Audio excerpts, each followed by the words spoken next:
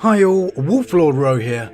Today we continue our Where is Primarch series with our first traitor Primarch, Mortarion, Primarch of the Death Guard.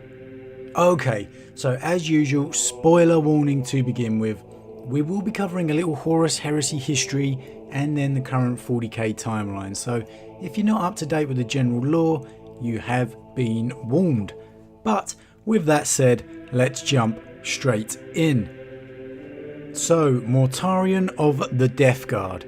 He's actually always been a bit of a favourite of mine. I'm not too sure why. Something to do with his Grim Reaper-esque appearance, I guess. So as usual, let's begin by covering what happened with Mortarion towards the end of the heresy. So as we know, Mortarion initially tried to bring his brother Jagatai Khan of the White Scars to the traitor side, but failed in his attempt, resulting in a duel between the two, which ended in a bit of a stalemate. But this was the beginning of a grudge between the two Primarchs, which was continued when Horus tasked Mortarion with destroying the White Scars and eliminating Jagatai Khan. In order to do this, Horus convinced his brother that he was the only Primarch up to the task of taking out Jagatai, and Mortarion was still eager to settle the score between them. The resultant battle was pretty epic indeed, and both sides took huge casualties. When all seemed lost, Jagatai planned on charging Mortarion's flagship to face his brother in a final last stand.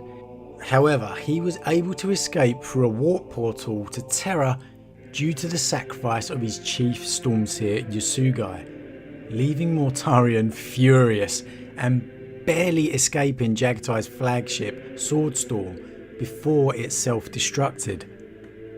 After this, Mortarion made for Terra at his brother Horus's bidding, and it was here, thanks to the betrayal of his first captain Typhon, that the Death Guard and Mortarion became trapped within the warp and infected with the Destroyer Plague, a disease of the Chaos God Nurgle. And it is here where we see the great tragedy of Mortarion's story.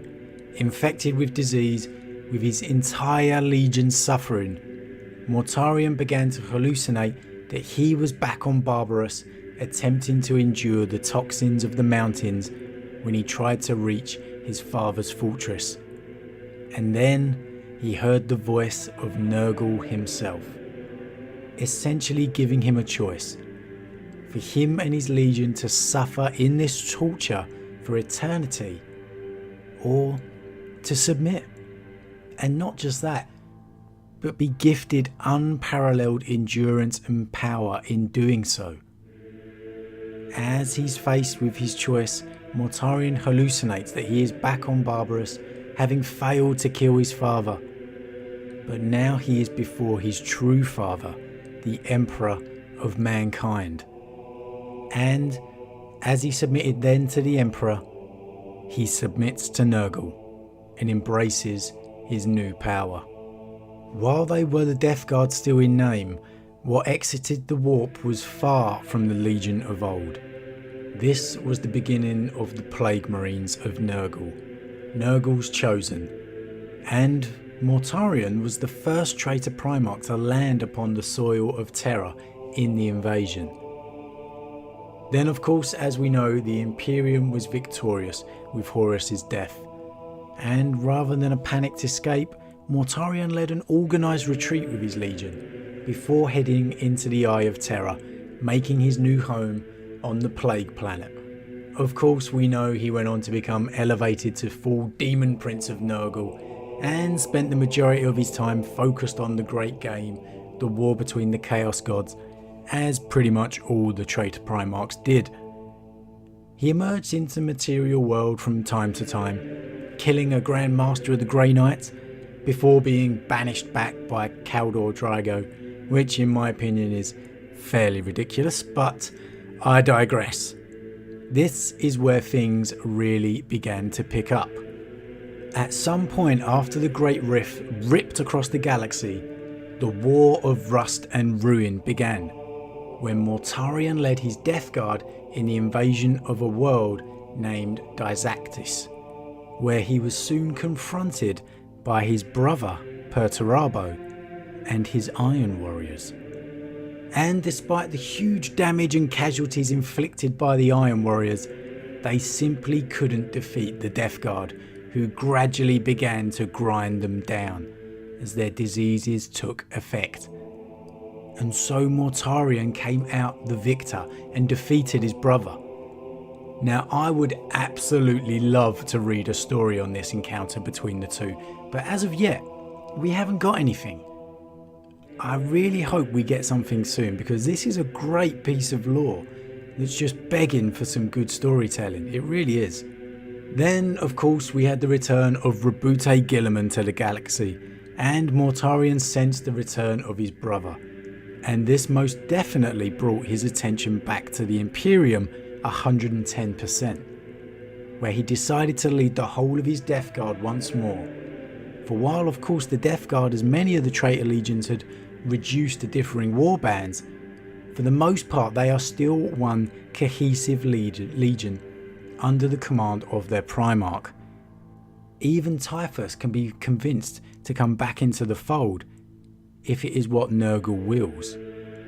And so Mortarion led the Death Guard invasion of Ultramar in what became known as the Plague Wars.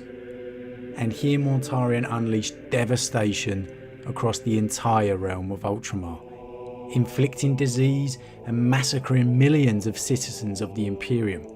Ultimately, the return of Reboute Guilliman from the Indomitus Crusade proved to be the deciding factor, and the Imperial counterattack managed to make some grounds back on the Death Guard, with the two brothers finally facing each other after 10,000 years.